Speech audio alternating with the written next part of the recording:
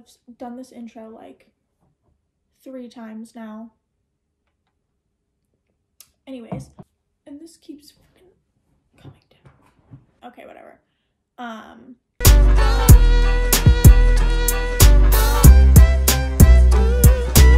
So in my last video, I said that I wanted to do more like photo shoot process, like styling videos, how I go about like deciding what kind of layout I want, what props I want, backdrops, all of that sort of stuff.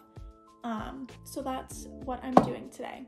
So I have this really pretty skillet cookie here. It's too heavy to do the influencer thing. It's not like true peanut butter cookie, but there's peanut butter in there, so there's like a hint of peanut butter, but it's like kind of like a normal chocolate chip cookie, but also there's like really cool and fun M&Ms in it, whatever. But I kind of wanted to just go through like the photo shoot that I'm gonna be doing for it. The lighting is not the best today because it's snowing, but we're gonna make do. We're gonna have a fun Valentine's Day photo shoot, and I'm gonna kind of just bring you guys along and show you my like thought processes for choosing props, choosing backdrops, all that good stuff. I guess I'll bring you over about 3 feet to my prop closet and I'll show you guys, not closet, it's like a cabinet more than a closet, but I'll bring you guys over and show you what I'm working with. Okay, so this is my prop corner. It's very messy. I'll kind of do this so you can see it. Nice. But yeah, I kind of keep my bigger like poster boards right there. I don't know why the paint is out, but my rolled vinyl backdrops all go in there. There's a random stocking. Those are my tiles from Home Depot. And then these are all of my props. Very unorganized at the moment, but that is what I have to work with. So I am going to pick some stuff out and then show you what I chose. So I'll show you the bottom, like the surface backdrop I'm gonna use after they're done. I'm just kind of like flattening them out right now. I recently did a photo shoot for some red velvet cupcakes that I really liked the colors of the setup that I had there. So I think I might as well just do the same thing. I have my bounce board right here. This tile, it's like I don't know, it's kind of like a mix of beige and white, and it has like warmer tones to it, which I like, especially for Valentine's Day. I have a whitish one here that I'm gonna use, and then I just kind of grab like stuff that I think will go with the scene. So obviously this is for Valentine's Day, it's a cookie, you want things that are kind of related to that in a way. So I definitely want to keep it very like neutral, warm tones, like pinks, whites, that sort of stuff. So I have this guy, he's like kind of like rustic, kind of neutral. So I can probably put some M&Ms or just like chunks of chocolate in here, kind of like spread them out over the backdrop. These, which I can do the same with times, or I guess usually I will take out more than I need for like one shot, so I have more stuff to work with. So like when I don't use this in a shot, I'll use these, or I might use them both. I won't know until I actually like start shooting. So I have this cute little like jug, like a milk jug or water jug, whatever, pour, I don't know.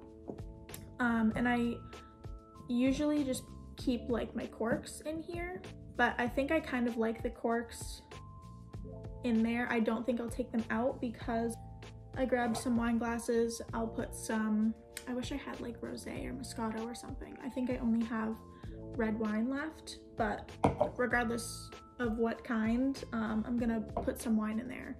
It's like a little dish, and then it's like a cute little, that's what I should have gotten. See, this would be really cute if I had like some wheat or like, I don't know, little like sprigs of neutral flowers in there. I don't. It's a more colorful option rather than, you know, sticking with like just the plain neutral like white grays, that sort of stuff. And then I have this big jug, which I had to glue back together, but when you put it this way, you can't really tell, and I just fix it in Photoshop after I photograph with it. Linens, I'm not sure what I'm gonna be doing for linens, like whether or not I'm even gonna use them, but if I do, I brought out some warm neutral options. I'm so bad at arranging my linens in like, they just always look way too posed, and like some people can just drop them and like they look really, really nice and like laid out really nicely, and I can't do that. Something else that I always try to think about when I'm preparing for a shoot is what ingredients I can use from the actual dish in the photo shoot. So like, obviously I have these M&Ms that I'm gonna use. These are super easy to just kind of like scatter along like the backdrop, so you kind of get like those splashes of color in there. With the cookie, I'm not really sure what else I can do, but if you're using things like, I don't know, say you're doing something with fruit like blueberry lemon muffins or something like that, you can put like a little cup of blueberries. You can throw some blueberries like over the table. Fruits are really easy to do that with. Chocolate's really easy to do that with. So it's just something else to think about, something else you can add to your scene to kind of tie everything together, so it's not just like random jugs and like corks and stuff. So I think I'm gonna change my setup here. I'm gonna actually start setting up the scene. Okay, so this is generally what I start with. I hold up my tall backdrops with a tripod. I keep a white poster board here for a bounce board to just, I mean, that's exactly what it does. It just bounces the light right back onto the scene. It really is just a lot of like climbing around on my floor and like moving things around. So this I think I'm gonna need to use a linen, unfortunately, based on like what backdrops I'm using, like what the undertones are. I then just kind of decide what color is gonna look best. I think the white is gonna be too bright.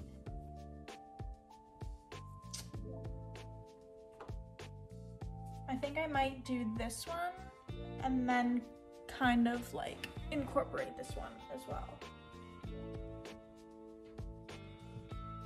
It's not terrible.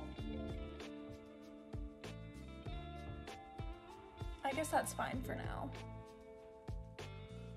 From there, I typically do like the tallest things in the background. So this guy.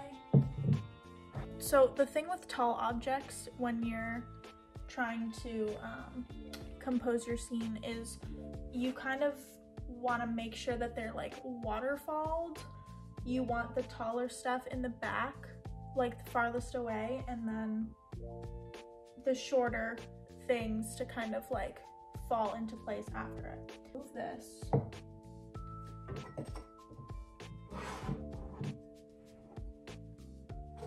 And that already looks better to me.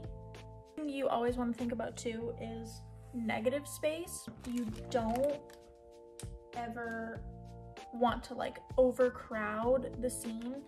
I could put this here and that there and that there and have it be like really equal around, you know, all areas of the scene, but it's way too busy and it looks way too crowded. When it comes to good composition, less is usually more.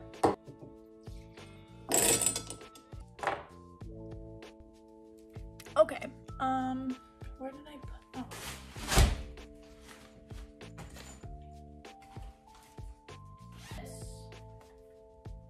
always very, very useful to have. It's a diffuser, if you were not aware. And it pretty much does exactly that. It diffuses the light that's coming in from the window, so there are no really harsh shadows.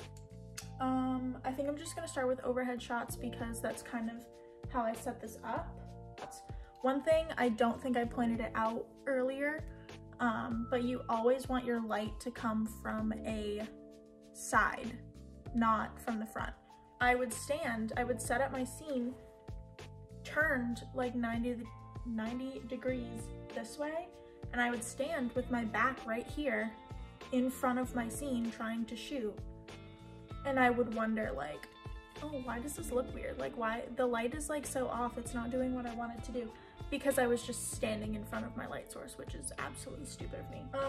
So I don't do that anymore. If you take anything from this video, take the fact that you need your light source to be to the side of your scene. Okay, I'm gonna take some pictures now. Actually, here, let me show you what it looks like from the top. Okay, so this is what we're working with here from the top, bird's eye view. I will probably just shoot from like here down. I'll turn it. Because, you know, tops of wine glasses look a little weird. That looks a little wonky. So, you know, I kind of focused more on like down here for the overhead shots, but I do like how that turned out. I usually go in between, the settings that I have at least are daylight, shade, and cloudy. Those are usually some really, you can also just do auto as well. I just kind of like going between those three settings. So today I'm gonna do cloudy because it is very cloudy. Cloudy for me, at least on my camera, is a nice like middle ground for that. For flat lays, you kind of, I typically go anywhere from like 2.5 to like 4.5-ish for your f-stop. You want to be able to get as much in focus as you can. Like, you don't want just one part, like just the center of the cookie to be in focus and then everything else be like super blurry, you know? Kind of just play around with my settings based on the weather, the lighting, composition, what I'm shooting, all of that. And then I just kind of go crazy.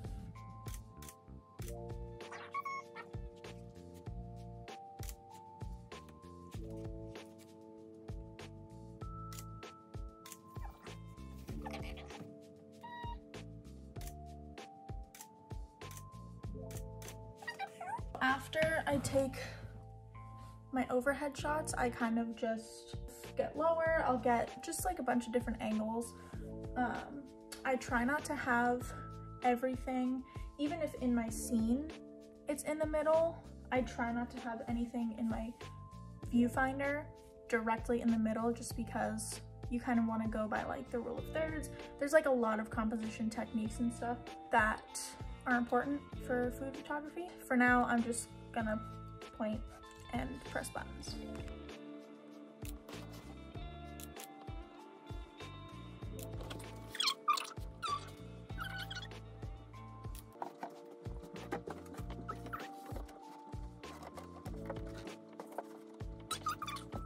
No, I hate it actually. We're not doing that.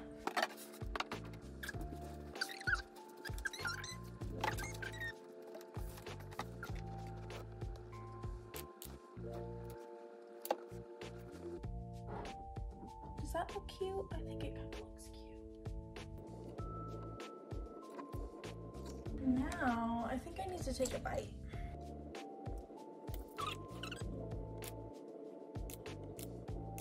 Okay, well, I think that kind of does it. I usually just kind of go for roughly like 10 good pictures per shoot, and then I kind of narrow it down to about 4 or 5 for a blog post, and then I like having those extra ones for social media. Cleaned up before I could shoot the outro, so I'm doing it right now. I got myself a snack. But yeah, that's pretty much the whole process, for me at least, whenever I'm going into a photo shoot, or I'll either bake the night before and then shoot the next day if it's like something that takes really long, or I'll just do what I did today, wake up, bake, shoot. I feel like I didn't like fully explain a lot of things, certain techniques and stuff. So if that's something that like people are interested in and want to see me like actually explain, like kind of starting off with like simple techniques, like actual techniques, and going in depth into explaining them and like how to really use them, let me know, because that would be kind of cool to do.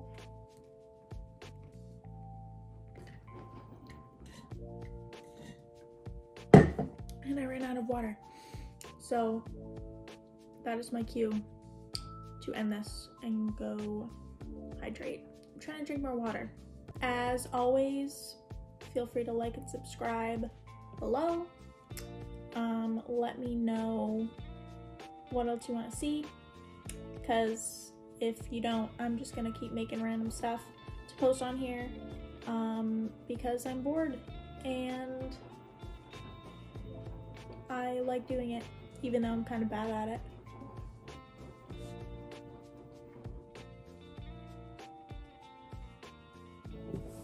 Alright, I think that's all I have for you, so until next time.